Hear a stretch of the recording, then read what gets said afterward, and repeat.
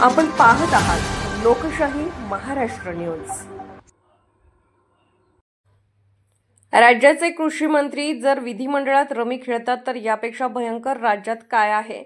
एकीकडे शेतकरी कर्जाच्या विळख्यात सापडले आहेत, आत्महत्या करत आहेत, याची जाणीव सरकारला नाही। सातबारा कोरा म्हणून निवडणुकीत घोषणा केली, नंतर या विषयाकडे जाणून-बुजून दुर्लक्ष करत आहे, हे ठीक नाही। असेच जर शासन बेताल वागत राहिला तर एकदा उद्रेक होईल, याची काळजी सरकारने घेण्याची गरज आहे, असे वक्तव्य राष्ट्रवादी पक्षाचे निवृत्ती शिंदे यांनी केले। राज्याचे माजी मंत्री प्रहार जनसुराज्य पक्षाचे नेते बच्चूभाऊ कडू यांनी कर्जमाफीसाठी चक्काजाम आंदोलन पुकारले होते। त्या अनुषंगाने उमदी येथे तालुका पाणी संघर्ष समिती, प्रहार जनसुराज्य पक्ष, प्रहार दिव्यांग संघटनेच्या वतीने आयोजित करण्यात आले होते।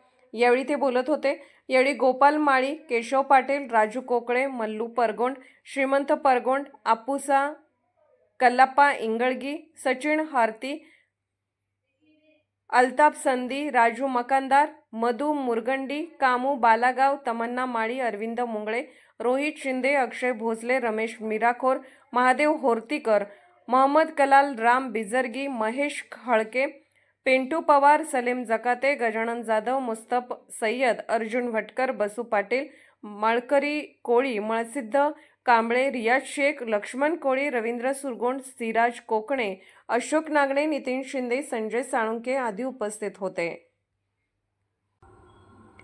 लोकशाही महाराष्ट्र न्यूज चॅनलला लाईक करा, शेअर करा आणि सबस्क्राईब करा।